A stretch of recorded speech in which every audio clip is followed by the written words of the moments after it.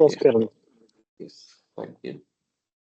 So let me just have a small walkthrough. So, uh, since we are just going with the discussions that was related to RPA UiPath, already we have said that hey, if you are something having a basic knowledge and you want to enhance your skill set and all, yes, this is the right platform to just kickstart your things and all. I just want to reiterate the things which we have showcased yesterday. Okay, so what were the resources we are asking you to just go through before the start of our particular things? Let me just quickly have a walkthrough of those things and we'll just kickstart that part. Yes.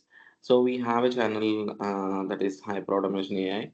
So in that we'll have a playlist and just make sure that you are trying to go through this April training or the March training, which will cover most of the basic related training related information and all. So I'm like, in if you just go through this particular YouTube, you'll get lot of content in terms of UiPath and all. But the content which we are trying to showcase here is something which can definitely help you out to kickstart your journey. Okay, so all the basic concepts related till RE framework will be there in this particular sessions. So please go through this particular part, and also in terms of job related information and all. We're also running a particular page where we can say Hyper Automation AI, which can also help you to get more information on the job posting across the globe. It's not only in India, we are trying to post across.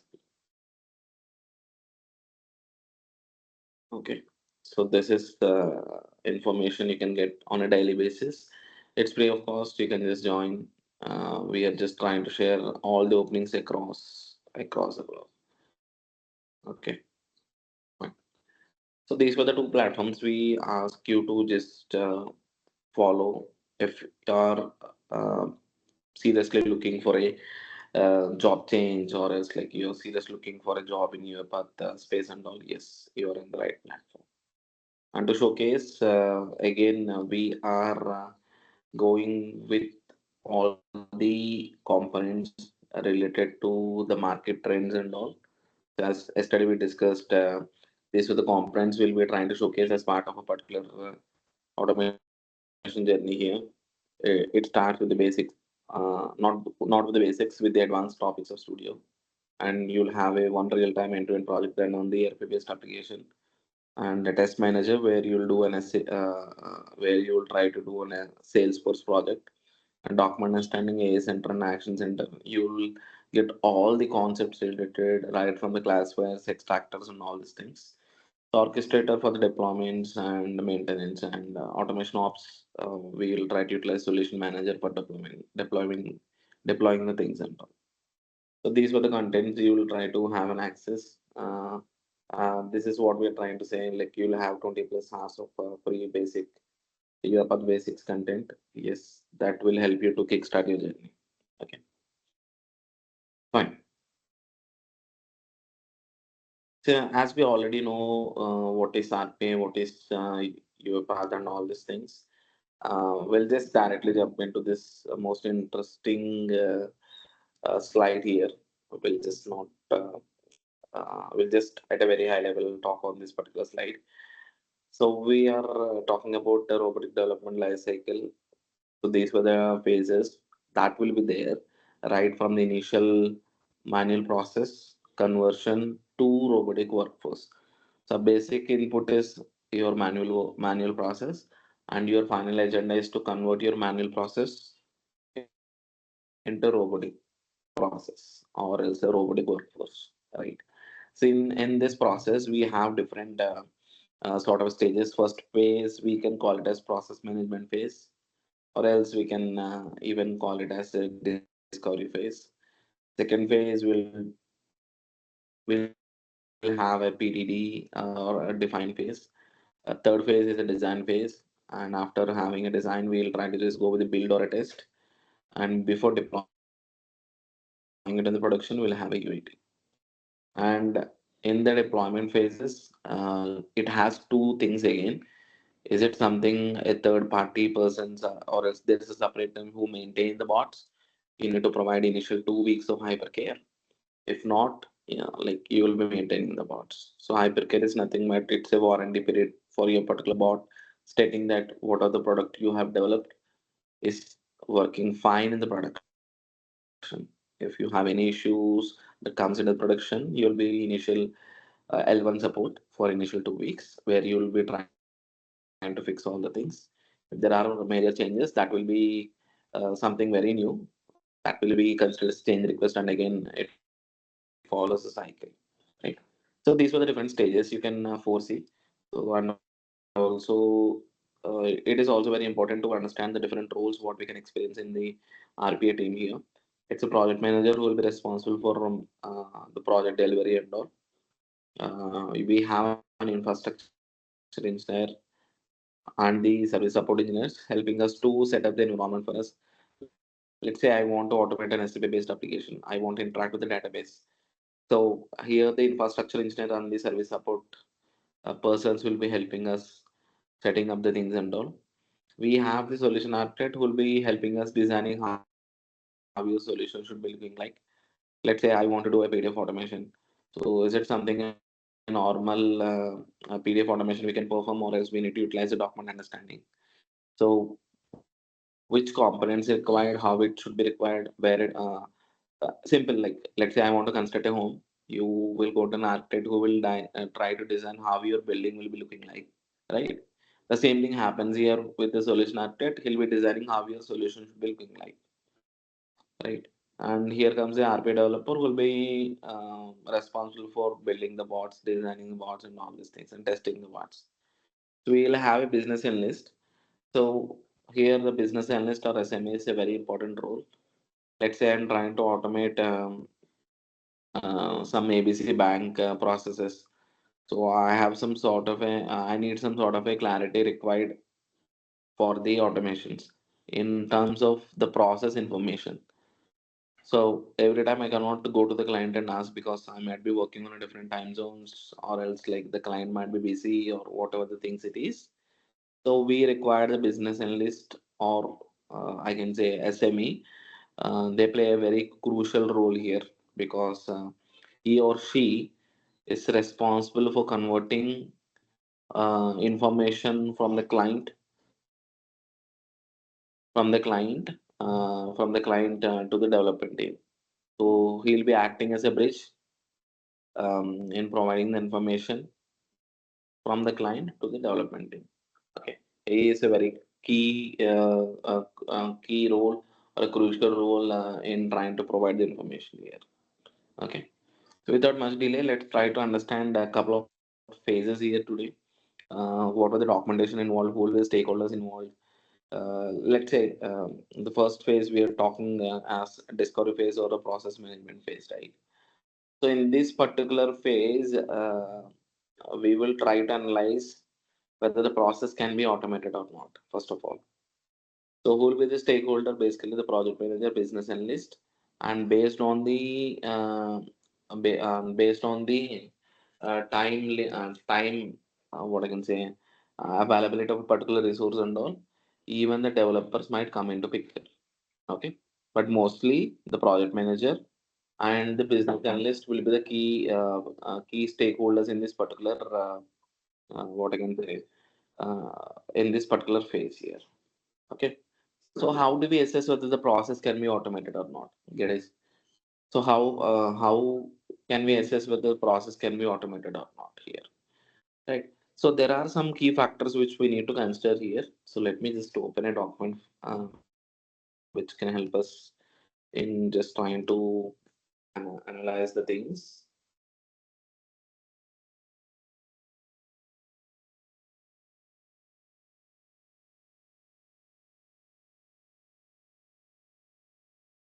Yes.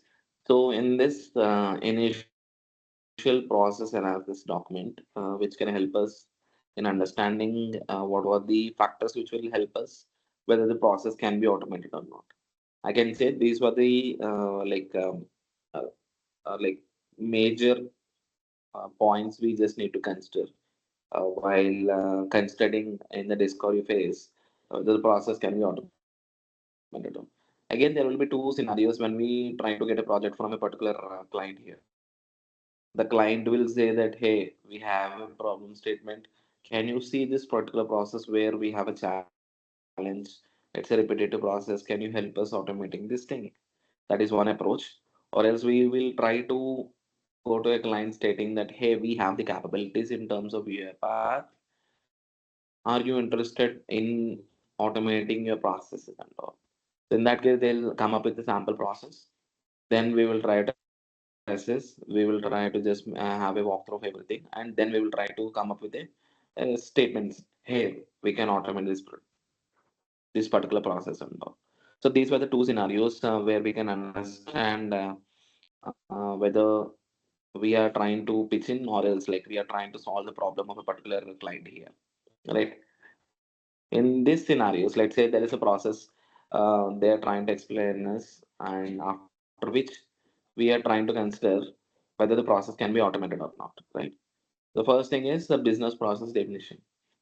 So what is this business process definition? Let's say I'm trying to automate five processes for the particular client. Let's say ABC Bank was there, the Citibank was there. I want to automate all the five processes of the Citibank. Okay. So when we are trying to automate, we need to understand whether they have the standard operating procedures or the documentation. So documentation in the sense like, so let's say that I want to automate a loan approval process. So for the loan approval process, do I have all the documentation? Nothing but whatever the process they are trying to follow manually is this documented. Okay. So now let's say for all the five processes I'm going to automate, they have a standard operating procedures for all the five of the processes.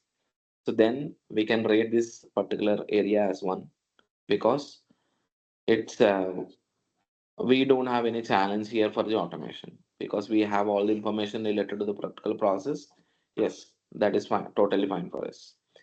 So let's say out of five processes, we have only documentation for two processes. We don't have a documentation for three processes. So then we can rate it as two because it's a bit difficult. Since we don't have a documentation for all the processes, we gonna rate it as three. If they say that we just manually follow the things, but we don't have any documentation here because they might be working on the same process for 4 to 5 years, but we don't know the process. So to have a detailed understanding, we definitely require the standard operating procedures. If they say that they don't have any documentation for the processes, for all the five processes, we're gonna rate it as three. It's nothing but it is very difficult to kickstart our journey in the automation. That is what we're gonna call it as a business process definition here. And the second important thing here is a subject matter expert of the business analyst. As we said, a business analyst will be acting as a bridge between the client and the development team in providing the information related to the particular process. If the business analyst is existing and he is from the same domain, I'm trying to automate a healthcare domain process. He is also from the same healthcare domain. So then we're gonna rate it as one because we can get a faster information from the SME or the business analyst because he is from the same domain. So there is a business analyst, but he is from a different domain. Let's say he's from the banking domain. He came very new to this particular project. Then we're gonna rate it as two because it will be a bit difficult since the client is sorry the business analyst is from a different domain. So he need to understand. Then he need to provide that information to the particular development. Right. So similarly, we can say there is no business analyst. We're gonna rate it as three because again we don't have any person, so we need to wait until the client says and all this thing. The subject matter expert entity is very much important here. So the business analyst or subject matter expert is a very key factor here. And the third important thing is the process complexity, which can help us in understanding even the estimate that needs to be given for the particular project. So let's say we are trying to project ourselves as a 2 years experienced person in UiPath. So in interviews, they'll be asking us a question: how many projects you have delivered, or how many processes you have automated in your experience. So we'll be trying to go with some number. So I would recommend at least consider like 4 to 5 projects or 4 to 5 processes in a particular year. I'll define how the process complexity is again defined here. If it's simple, medium, or complex, how do you define here? Right. So let me just take a notepad here.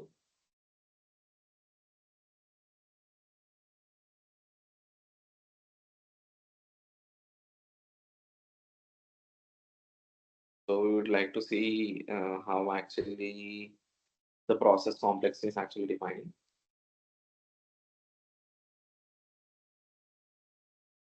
Okay. So we're talking about the process complexity.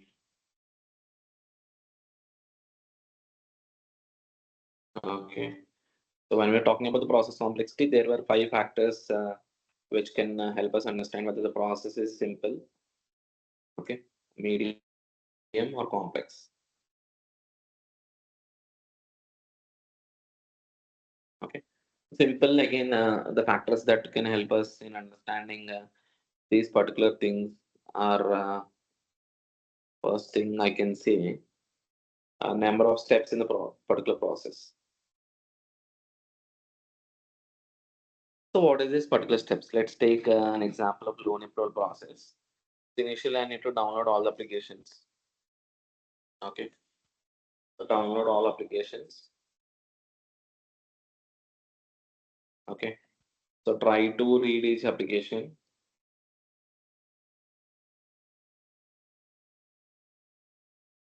After trying to read each application, I want to enter all these details into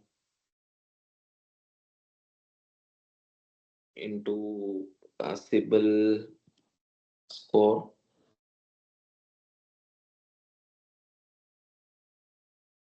Okay, so after which I will try to generate a Sibyl score. So then I need to take a decision, and finally I need to send a mail.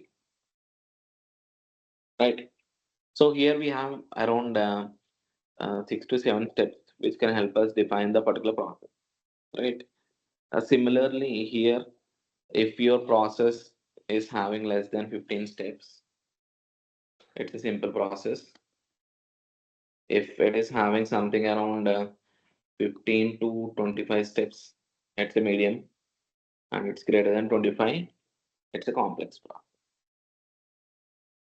Right. And similarly, we can say number of applications involved here. So in this particular process, you can see for downloading applications, I'll try to download it from a different portal. So I'll try to read it. I'll utilize an Excel because all the downloaded applications are there in the form of an Excel. So I need to enter these details into Civil Score application. So it's the second portal, and finally I'll try to send email. So I need some Outlook or else like Gmail on top. So here it requires around like 4 applications, right?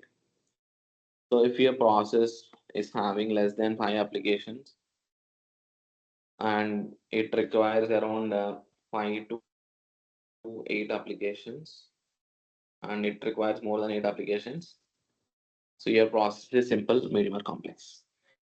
Okay. And in the applications again, it requires some sort of screens involved, right? And the screens involved is less than 10 and it is 10 to 15 and it is greater than 15. So we can call it a simple, medium, or complex. The screens are nothing but, let's say, in the first CIBIL score generation portal, I need to log in. After logging in, I need to navigate to a page where I need to generate a CIBIL score. So in the first page, I'll try to enter the personal information of the particular applicant. In the second page, I will try to enter all the details of his particular earnings and all, let's say in which company is working, what is his income source, what is his pay for the particular annum, all these things. In third page, I'll try to enter why he's trying to apply for a loan, whether it's a home loan, whether it's a personal loan, or whether it's a car loan, all these things. Right. So there might be different screens involved. So based on which I'll try to assess whether it's simple, medium, or a complex process. Okay. And we have finally here, not finally, I can say.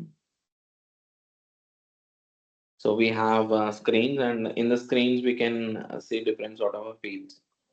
So fields are nothing but it might be a text box, it might be a drop down, it might be radio button, it might be a push button. So if it involves less than 30 fields, and it involves 30 to 50 fields, and it involves more than 50 fields involved in the particular process, we can say it's a medium, simple, like simple, medium, complex process. And last but not least, we can say average handling time. So the time that is required to complete a single application is less than 5 minutes, and it's taking you 5 to 10 minutes, and each process is taking you application is taking you more than 10 minutes. So we can define the particular process simple, medium, or complex. Okay. So based on a simple process, we can provide the timelines. It is nothing but 4 to 6 weeks. It might take you 1 to 1.5 months. If it is a medium complexity process, we can say it was taking us 8 to 10 weeks, nothing but 2 to 2.5 months. And if it is a complex process, we can say it has 12 to 15 weeks, nothing but 3 to 3.5 months. Right.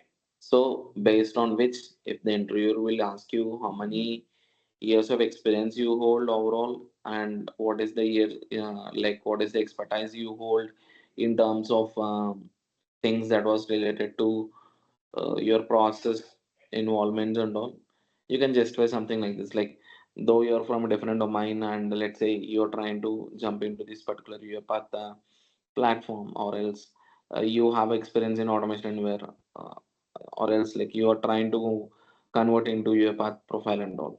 So you can say initially you are from a non-IT background, or else a support engineer. So initially you have been given a chance to be in the support role for the bot maintenance and all. So my role was to make sure that, hey, whether the bots are running fine or not, whether the proper reports are getting generated or not, if there are any sort of updates in terms of credentials that required for the particular process or not. So this is my roles and responsibilities initially for 6 months. So once I had a like confidence in developing the bots, having doing some small fixes in the production, as well as considering the change request, I was given a chance to work in the development team. That is when and where I've started doing the development. And in the last 2 years, I've developed more than eight to ten processes for different sort of projects and all. So this is your sort of justification that needs to be provided in terms of like how many bots, or how many processes, or how many projects you have automated, or how do you provide the estimates. So whether it's a simple, medium, or complex, these were the things you need to consider for your particular automations, right? So now, like we can jump into our particular slide where we are trying to discuss here about the process complexity, whether it's simple, medium, or complex. So it's simple one, complex, medium complexity two, more complex three. So this factor will not affect us whether we can proceed with the automation or not.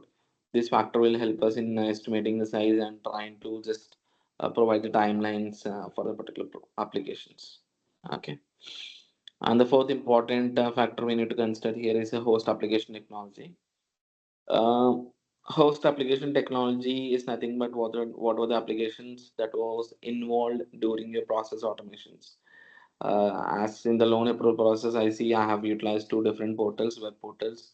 I've utilized an email. I have utilized some Excel-based applications. Let's say it's a web-based application. I'll rate it as one. If it is a mainframe SAP-based applications, I'll rate it as two. If it is a Citrix-based application, I'll rate it as three. So Citrix are nothing but thin clients. So we have concept here again, thin clients and thick clients. So what is a thin client and what is a thick client? Let's say you are trying to automate a process and that application resides in the client environment and the UiPath tool resides in your environment. So then it's called as a thin client. You cannot interact with the application. Everything will be considered as an image. That's the reason why the complexity is more. And if the application you're trying to automate and the UiPath tool resides in your same environment, so then it's called as a thick client because everything was there in your environment. It's very easy to automate. You will get all the properties related to the application. So that is why we need to understand here what is the host application technology, whether it's a Trix, whether it's a web based, whether it's a desktop based, whether it's a legacy based applications, whether it's a mainframe, whether it's an SAP, what were the applications it is. So based on which we'll rate it as 1, 2, and 3. So reuse of existing components. So whether we are starting a journey with the automation, then we'll not have any reusability of the components. If already automations were there, we can try to leverage the existing automation components here. So that is what we try to understand, which can help us in speeding up the delivery for the particular client here. So this factor will help us in speeding up the delivery for the client or providing the estimates. This factor can also help us because if there is already some automations, we can leverage those components in the new automations what we are going to start, right? And we also require the test data availability here. So another important factor we need to consider here is it's a test data availability and the test environment because we cannot directly work on the live environments or the production environments. So we need to at least have the dev environments before in hand. So that's the reason why we need to ask the client before starting our particular development whether we'll be having any downgraded versions of the application, whether it's in the dev or UAT, or can you provide all the test data related to the processes we are going to automate. If they provide the environment and the test data, we're gonna rate it as one. If they are not providing the test data or else they are not providing the application, we're gonna rate as two. If the client says that hey, we cannot provide even the test data or else even the test application, we're gonna rate it as three. Because if they cannot provide test data, we cannot assume what is happening in the production. If there is something we try to do wrong in the production, which can impact the particular uh, a client here. That's the reason we ask for the proper test data, proper environment for doing the testing of the particular automations. And the last important part here is security approvals and also the hardware availability. So let's say I'm trying to automate let's say I'm trying to automate a healthcare domain process. So when we are trying to automate a domain specific related process, we need to consider the compliance and security issues here.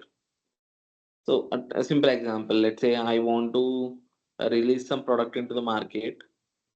I need to follow the ISO standards. You will have on the every product ISO standard in India, right? Nothing but hey, this product is viable for a normal use across the consumers.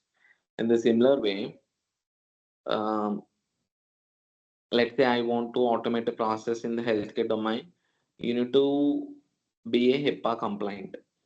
So HIPAA is a governing body in the healthcare domain, which will try to regulate what is happening in the healthcare domain. So let's say in the healthcare domain, the patient personal information is very much crucial here. We should not expose anywhere the patient related personal information, which disease he is got affected or which diagnosis he was taking or which sort of intoxications or pharmacy related drugs he was trying to utilize. Those information is very much crucial here.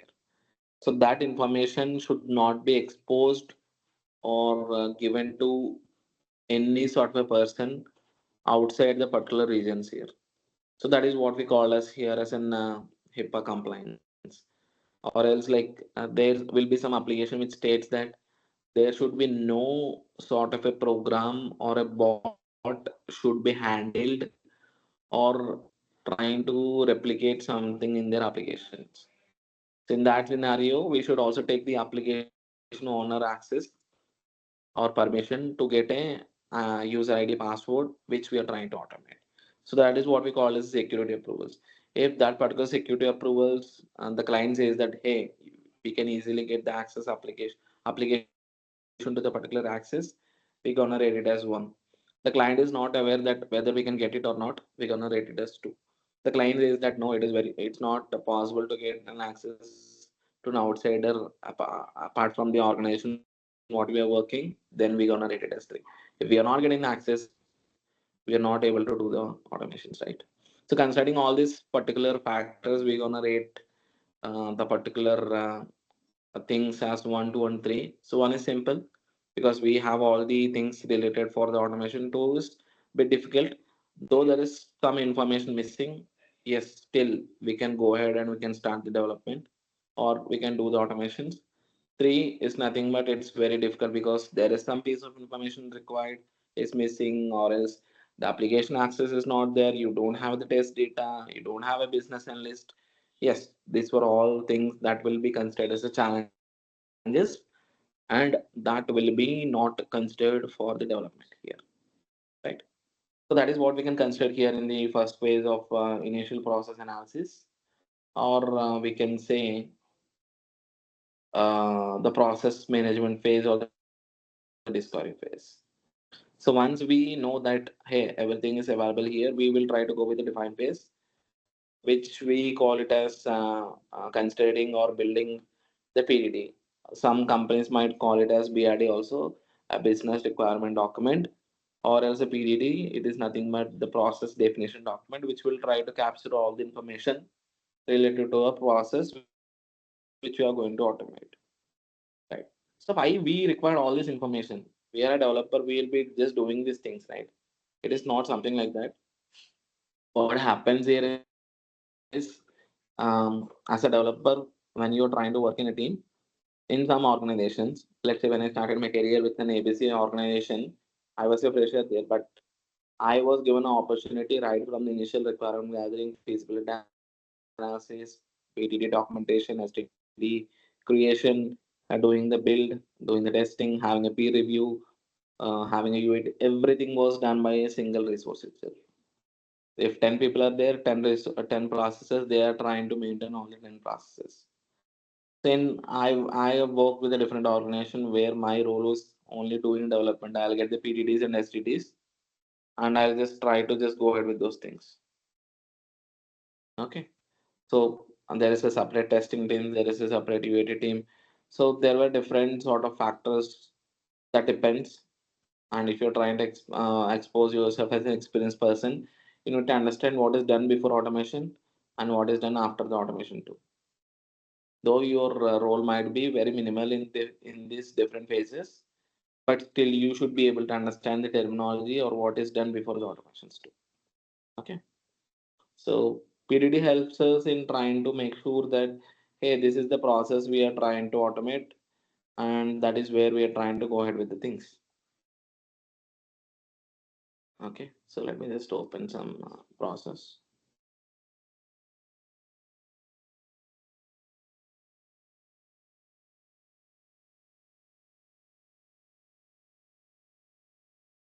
Okay, so let's try to consider the PDD for a particular process here.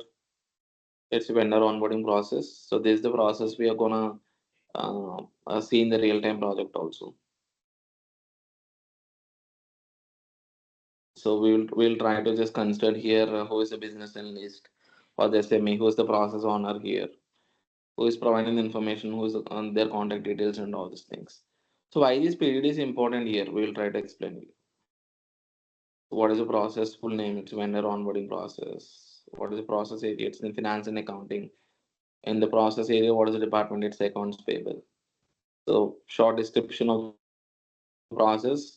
It's onboarding a vendor to ARP based application by reading information from an email. So input source an email, you'll have information to this particular vendor in the particular email, and you have access that should be required for an ERP based application here.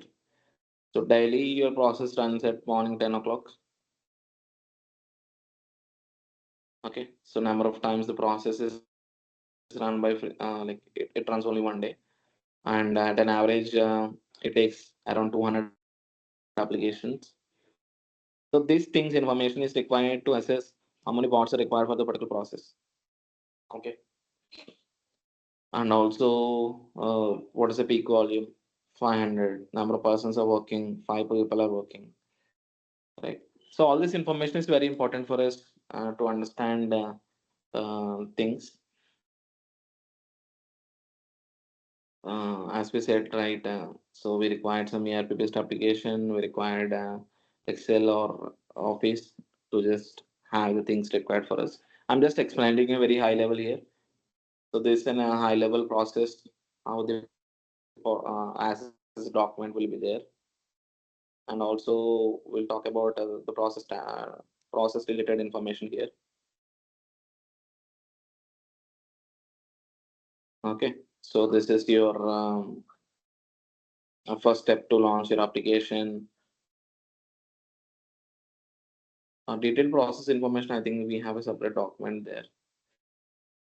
I think I have missed the document here. We will talk about the exception handlings, all the things that was related. But going forward, like when we just try to onboard, you'll have all the information related to the particular process and all. But here, this is a process which can help us understand at very high level what are the process we are trying to automate, what is basically your present state of the particular process, and what will be the to be process and all, with the detailed process level map, and also the work breakdown structure. WBS is also created here. Okay, so why this documentation is required? So let's say that there is a loan approval process you're trying to automate. Okay, there is an ABC process you're trying to automate. Fine. So let's say in the initial call discussion, they said that if your CIBIL score is less than 700, it will be rejected. If it is greater than 700, it will be approved. You have automated the process and you have deployed into production, and the client again came up stating that, hey, it's not 700, it's 650. If it is less than 650, your process should be rejecting the particular application. If it is more than 650, your CIBIL score is accepted, and your loan application is approved and all. Right? So we cannot blame the client here stating that no, it's 700, you have said earlier. Now we are saying 650. So for that, we need to have a written statement or a proof stating that, hey, this is the process you have asked for, and this is the process we are trying to automate, right? So PDD is very much important here in define phase, which can help us in understanding how many bots will be required for the particular process, at what time we need to schedule a particular process, at what frequency we'll be trying to get the things. So all these things, information which will help us in defining a particular process. So once we have a sign off is nothing but uh, a good to go sign from a particular client stating that yes, you can start your development. Then we need to start our particular development. Until unless we have a scope defined, nothing but what we are actually trying to do is defined, we should not go ahead with the development. So the period is very much important here to understand how the things will be going on. Okay. The next phase, we try to call it as a solution design. We'll try to design for this particular process based on the PDD. Hey, this is the process. This is what we try to go. We try to go with a dispatcher performer model, or else we can try to go with multiple bot architecture. How we need to do, what are the components we need to go, all these things. It purely defines again. So these things we'll try to explain you. We'll take a small process going forward in a real time. We'll try to just create the PDDs. We'll try to create the SDDs and all these things. Then we'll try to start doing the development. And it's also best practice to have a peer review. There is one phase here in the middle also. The peer review is also something done by your solution architect or the lead. So you're a developer, so you need to just make sure that you are following the best practices here while doing the development. That will be reviewed by the solution architect. He'll try to provide some sort of comments, and based on which you'll try to proceed accordingly, right? And after that, UAT is something called as user acceptance test, where the end user will come into picture. Let's say there is a client ABC you're trying to automate. There is one person or a two-person from the ABC client will come into picture before deploying it on the production. In the production, let's say on daily basis you will try to handle our 200 cases. So in the UAT you will try to consider 10 to 15 cases on a daily basis for 2 weeks. They will try to analyze the results. They'll try to see if everything is working fine or not. So then they will try to sign off, stating that hey, whatever you have developed is meeting our expectations. You can deploy it in the production. So that is where it comes in the picture. As I said earlier, hypercare is a phase where they will try to assess whether there is some initial issues. So the development team will be there as an L1 support for a couple of weeks, where they're trying to provide the warranty to the particular product what they have developed and all. If there are some issues, they'll try to fix it. If there is no issues, they'll try to hand over all the information to the product team or maintenance team here, and they'll try to maintain the parts. So these were the different phases that will be there here in terms of the product development life cycle. So based on which we need to consider what role or what were the different phases you will be there involved as an RPA developer and all. Okay. This is at a very high level, just trying to provide you information, but we will try to just dig in with all these particular phases for our particular project development too. So if in a real time how it happens, so we'll try to replicate the same things with the project we are trying to automate here. Okay. So that is what we just want to just give you a high level overview of the life cycle information. If you have any queries and all, please do let us know. If you have any things, any information, the things related to the particular sessions and all, you can just ping us or let us know. Or else, I think we are good to go for today. Any doubt, please do let us know. So we have Jayesh, Mahesh, Srinivas, Padmakar, Saradi, Pravalika, Praveen, Rajendra, Sudesh. So if you have any queries, if you want to ask us any questions related to the particular training, you can ask us or you can ping us uh, in the particular messages. We have the a dedicated number. You can just call us so that a support person will just help you resolve all your questions and all. So there is something in the chat. How do selection of tool works? So selection of tool works depends upon the project we are trying to automate here. So mostly our selection of vendor for choosing RPA tool. That's what. So here, if the client doesn't know any sort of information, we gonna suggest them based on the tool features. Let's say we go with initial call with a particular client. They say that we have lots of processes in a particular department where we'll try to handle a PDF, where we try to involve some sort of a long running process and all, where we try to involve some sort of uh, things related to handling large scale projects and all. So in that case, we'll try to assess which components can help us. Let's say if it's a PDF, there is a lot of invoices, automations, or some sort of PDF automation required. That's a document understanding. So which tool is stable there, whether it's automation where UiPath or Power Automate. So which can bring them impact in terms of um, the business outcomes and all. value or the benefit analysis or the ROI can be achieved faster. That is when and where we'll try to project. Or else, like, since most of the companies are service-based companies and all, so they will also try to see what was the pool they have. Is they have a strong skill set in UiPath, they have strong skill set in automation or else different tool. So based on which they'll try to suggest the client, hey, this is what you can go with this particular tool. This has advantages, this has disadvantages. They'll go with a very high level overview. Again, most of the organizations are inclined here with UiPath because they have the advanced tool features, because they'll try to provide every 3 months with a different a lot of advancements in the uh, components also. Let's say when I started my journey with 2016-17 in UiPath, it was only Studio, Orchestrator, and robots. Even the Orchestrator is on-prem, but everything was migrated to cloud. Now it's not only Studio, Orchestrator, um, robots. We have 20 plus components. We have process mining, task mining, we have task capture, we have automation hub, we have Studio Web, we have uh, Studio X, Studio, we have apps, we have document understanding, action center, AI center. See, there were a lot of things coming into picture and all.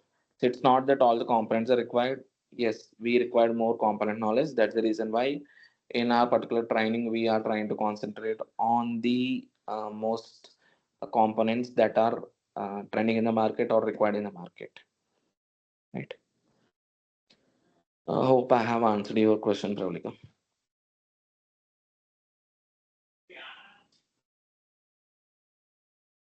Any other information? Please do let us know.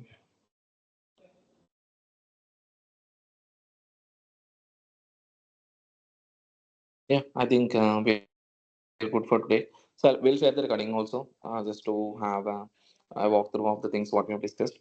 But we will try to just start our training from October 14th. Meanwhile, we'll try to onboard to the different applications for the persons who are trying to register for the particular course. Yes, we'll keep you posted on the groups. Okay then. Thank you. Have a great day.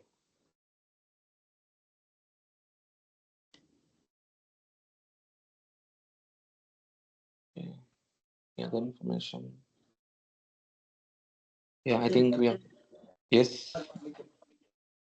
Anything you want to speak, Srinivas? No, no, Greg, we're looking this. Okay, that's great. Any other doubts? Please do let us know. Rajendra, you're typing something.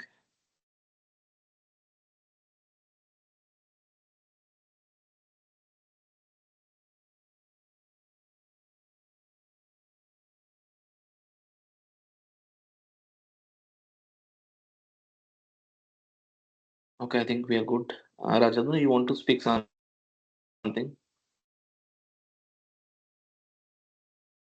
Okay, fine then. Good. Thank you. Have a great day. I can start that as now. Yeah. Thank Have you, a great Kiran. day. Thank you.